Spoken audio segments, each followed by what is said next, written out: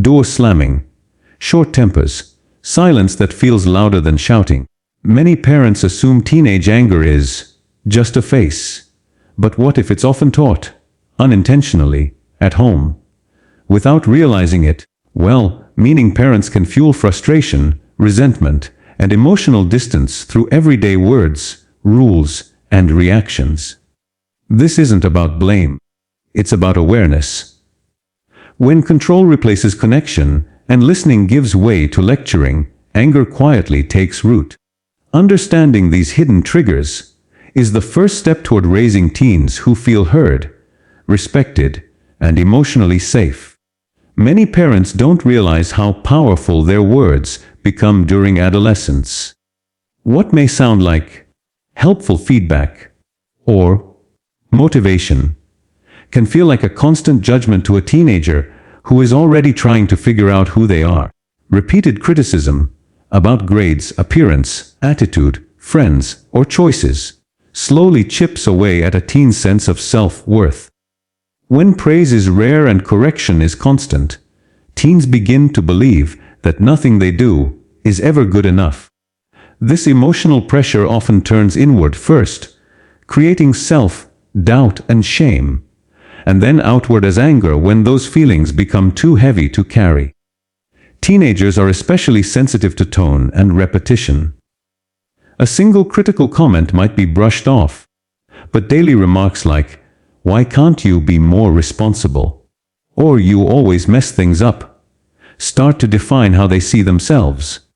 Over time, teens stop hearing the specific behavior being addressed and instead hear a message about who they are as a person. This creates a deep sense of unfairness and helplessness. They may want to improve, but feel trapped in a role where failure feels inevitable.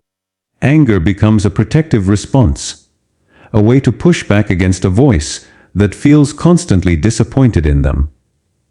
When encouragement is missing, teens often stop trying altogether. They may appear lazy, defiant, or uninterested, but underneath is a fear of failing again. If every effort is met with more correction instead of acknowledgement, effort feels pointless. This is where anger often intensifies. It becomes easier to reject expectations entirely than to keep falling short. Teens may lash out, argue unnecessarily, or shut down emotionally because anger feels safer than vulnerability. It gives them a sense of power in a dynamic where they otherwise feel small. Constant criticism also damages trust in the parent-child relationship. Teens begin to feel that conversations are not safe spaces, but opportunities to be judged. They may hide mistakes, lie, or avoid communication altogether. This emotional distance increases frustration on both sides. Parents may respond with even more criticism, believing it will force change, while teens grow angrier and more defensive. What starts as an attempt to guide or protect slowly turns into an ongoing emotional battle where no one feels understood. Encouragement does not mean ignoring problems or lowering standards. It means balancing correction with recognition, acknowledging effort, growth, and strengths alongside mistakes. Teens who feel appreciated are more open to feedback because they don't feel defined by their failures. When parents replace constant criticism with curiosity, listening, and genuine praise, anger loses its fuel. Teens are far more willing to cooperate, self-reflect, and grow when they believe they are valued, not just evaluated. As children move into adolescence, their need for independence becomes just as important as their need for guidance. Many parents, driven by fear or a desire to protect, respond by tightening control instead of gradually loosening it. Rules become stricter, decisions are made for them, and their voices are dismissed with phrases like, "Because I said so." While this may maintain short-term obedience, it often creates long-term anger. Teens begin to feel trapped, watched, and powerless, which breeds frustration that has nowhere healthy to go. When teenagers are not allowed to make age-appropriate choices, They miss valuable opportunities to develop confidence and responsibility. Being overly controlled sends an unspoken message that they are not trusted or capable. This damages their sense of competence and fuels resentment. Teens may stop expressing opinions altogether or swing to the opposite extreme by rebelling. Anger becomes a way to reclaim control, especially when calm communication feels ineffective or ignored. Over-control also disrupts a teen's natural process of forming their own identity. Adolescence is a time of exploration, of beliefs, interests, and boundaries. When parents dictate every choice, from friendships to hobbies to future plans, teens may feel erased as individuals. This creates internal conflict between who they are and who they're expected to be. The resulting tension often emerges as irritability, defiance, or emotional outbursts that seem sudden but are actually built up over time. Many teens under excessive control do not feel heard or understood. Even reasonable rules can become sources of anger if teens have no input or explanation. When conversations are one-sided, teens may assume their parents don't respect their thoughts or feelings. This lack of mutual respect weakens the relationship and increases emotional distance. Parents may then interpret anger as disrespect, responding with more control, and the cycle continues. Allowing autonomy does not mean removing boundaries. It means involving teens in decision-making, offering choices, and trusting them with increasing responsibility as they mature. When teens feel respected and empowered, they are more likely to regulate their emotions and communicate openly.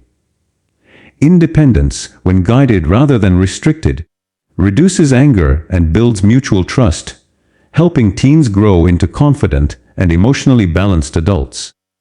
One of the most common but damaging mistakes parents make is dismissing a teenager's emotions.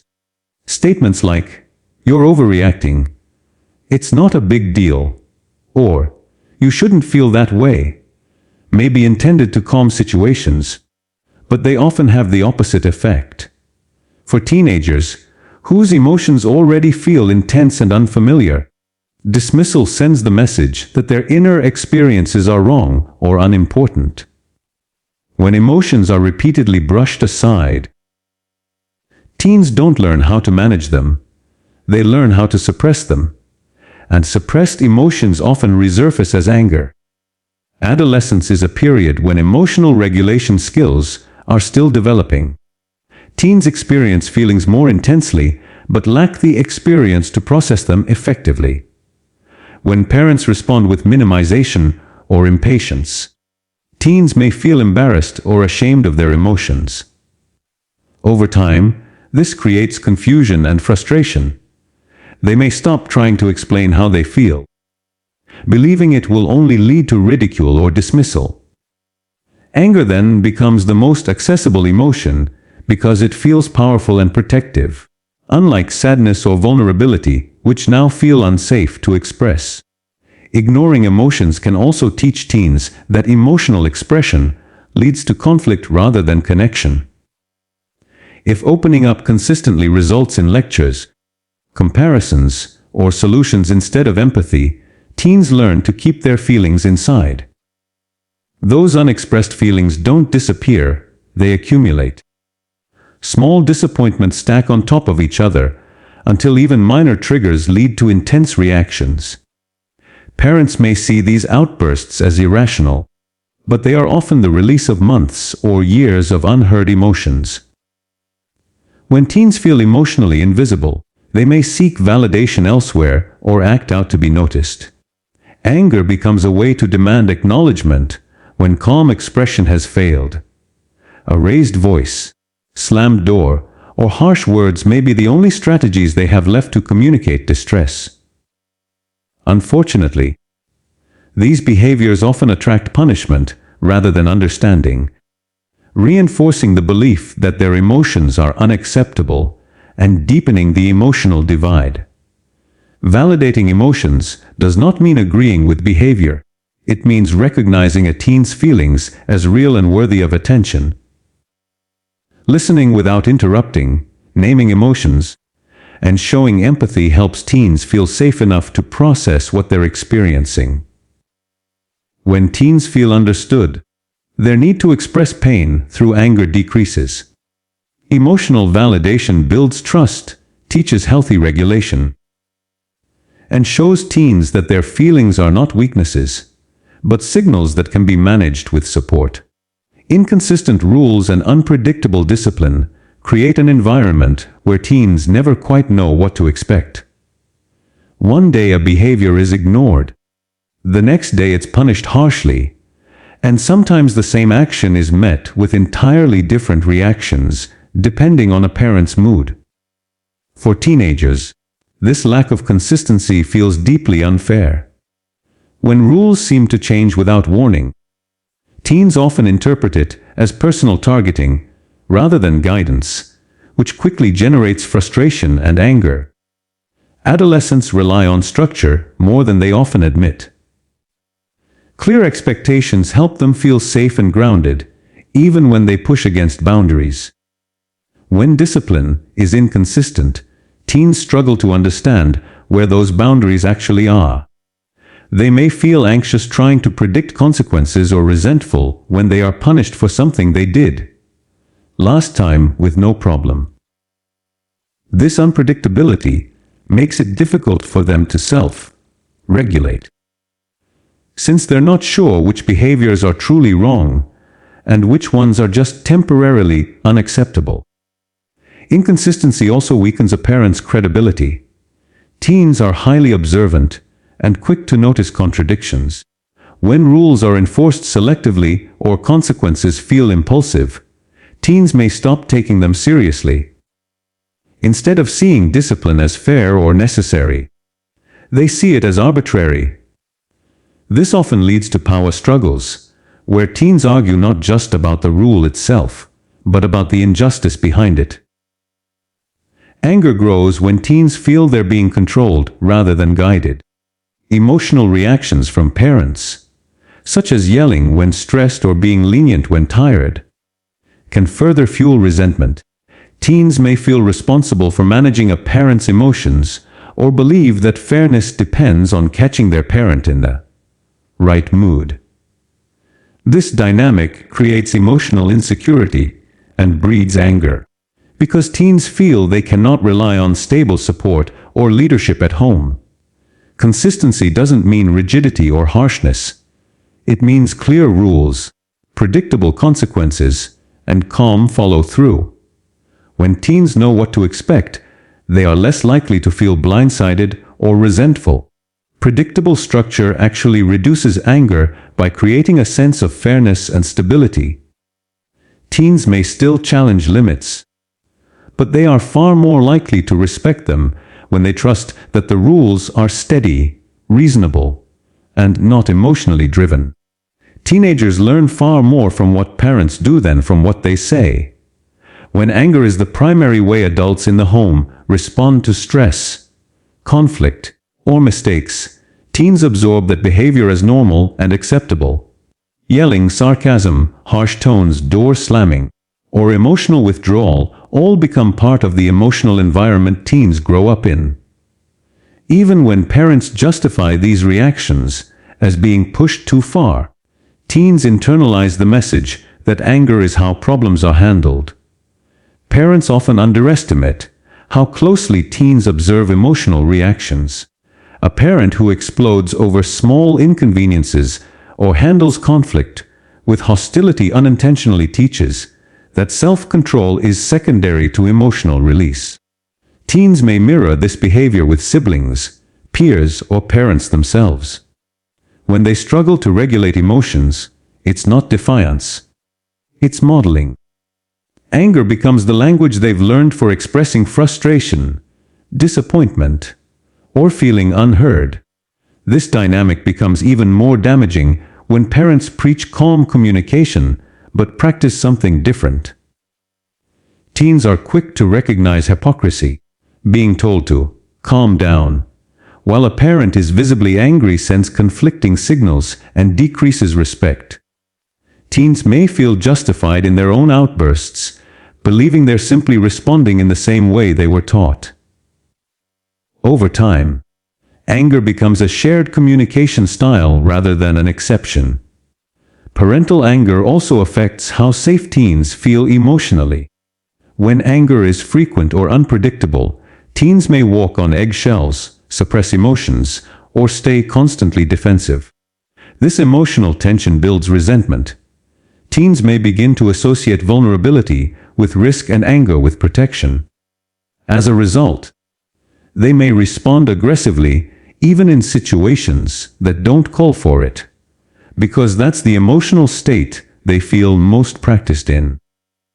Modeling healthy emotional regulation doesn't mean never getting angry. It means showing how anger can be managed responsibly. Parents who acknowledge their emotions, take breaks, apologize when they overreact, and communicate calmly teach powerful lessons. These behaviors show teens that anger is a feeling, not a weapon. When parents model accountability and self-control, teens are far more likely to develop the same skills, reducing conflict and fostering emotional maturity. Another overlooked contributor to teenage anger is the absence of genuine emotional connection. Many parents are physically present, but emotionally unavailable, often due to busy schedules, stress, or distractions like work and devices. Conversations become transactional, about chores, grades, or responsibilities, rather than meaningful. Teens may feel that their value is tied only to performance, not who they are. When a teen doesn't feel emotionally seen or prioritized, loneliness sets in, and that loneliness often transforms into irritation and anger. Teens crave connection just as much as independence. When parents rarely initiate relaxed, judgment-free time together, teens may assume their presence isn't important. Over time, this creates emotional distance. They may stop sharing their thoughts, struggles, or successes, not because they don't care, but because they don't feel there's space for it. This quiet disconnection builds frustration, especially when parents suddenly demand communication only after problems arise. To teens, this feels confusing and unfair, fueling resentment rather than openness. Lack of connection also makes correction harder to accept. When a strong emotional bond exists, teens are more receptive to guidance because they feel supported. Without that bond, even well-intended advice can feel like control or criticism. Teens may react with anger, not to the rule itself, but to the deeper feeling of being misunderstood. They may think, "You don't really know me, so why are you telling me how to live?" This emotional gap intensifies conflict and defensiveness. In homes where connection is weak, teens may seek belonging elsewhere, sometimes in unhealthy peer groups or online spaces. If those environments validate anger or rebellion, it reinforces negative emotional patterns. Parents may respond by tightening rules instead of repairing connection, which only widens the divide. The teen's anger then becomes both a protest and a plea, a way of expressing, "Notice me. Hear me. Care about me." A building connection doesn't require grand gestures, it requires consistency and presence. Simple habits like shared meals, listening without correcting, showing curiosity about a teen's interests, and offering affection without conditions all help rebuild trust. When teens feel emotionally secure, anger loses much of its purpose. Connection creates a foundation where teens feel valued not for what they achieve, but for who they are. And that sense of belonging is one of the strongest protectors against chronic anger.